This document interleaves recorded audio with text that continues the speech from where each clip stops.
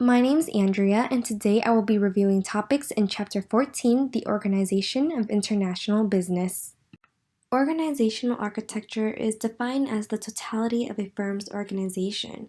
It includes organizational structure, which is determined by the formal division into subunits, the location of decision-making, and the coordination of activities of subunits. Control systems, which are the metrics used to measure the performance of subunits and make judgments about how well managers are running those subunits. Incentives, which are the devices used to reward appropriate managerial behavior. Processes, which are the manner in which decisions are made and work is performed within the organization. Organizational culture, which are the norms and values shared by employees. And people, which are the employees of the organization, the strategy used to recruit, compensate, and retain those individuals, and the type of people that they are in terms of their skills, values, and orientation.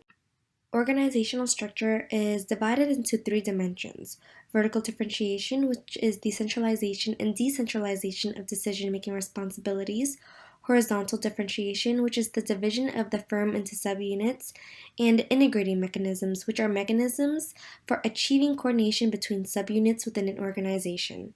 Vertical differentiation is divided into two categories: centralized decision-making and decentralized decision-making.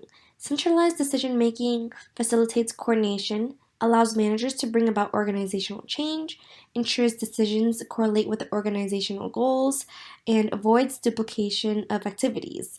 Whereas decentralized decision-making increases control, relieves the burden of centralized decision-making, allows for greater flexibility, motivates individuals, and results in better decisions.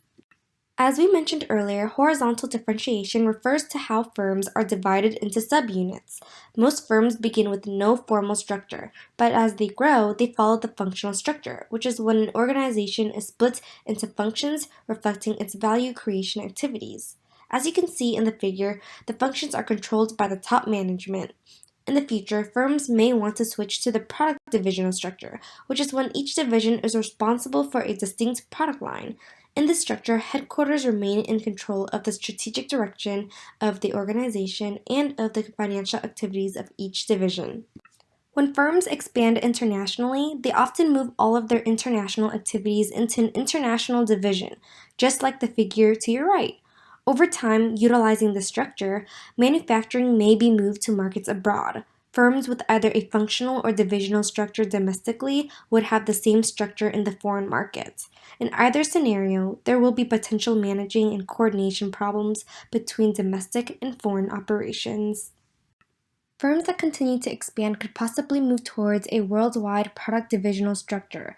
This structure is adopted by firms that are reasonably diversified and originally had domestic structures based on product divisions. It allows for global coordination of value creation activities of each product division. It does not allow for local responsiveness, and it facilitates the transfer of core competencies. It also helps with visibility of location and experience curve economics. As firms continue to expand, they could also shift towards a worldwide area structure. This structure is favored by firms with low degree of diversification and a domestic structure based on function. It facilitates local responsiveness and is consistent with localization strategy. It divides the world into autonomous geographic areas, decentralizes operational authority, and could possibly result in fragmentation of the organization.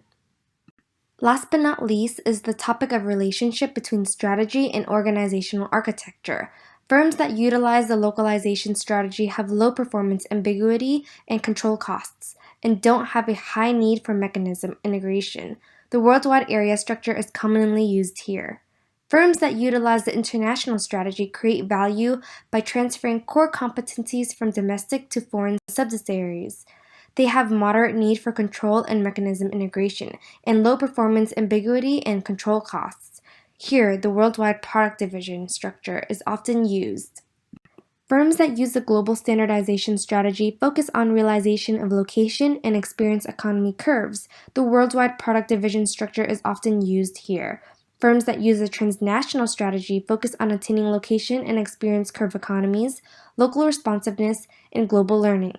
Matrix structures are commonly seen here. Both of these encourage a strong organizational culture. That ends our review for Chapter 14.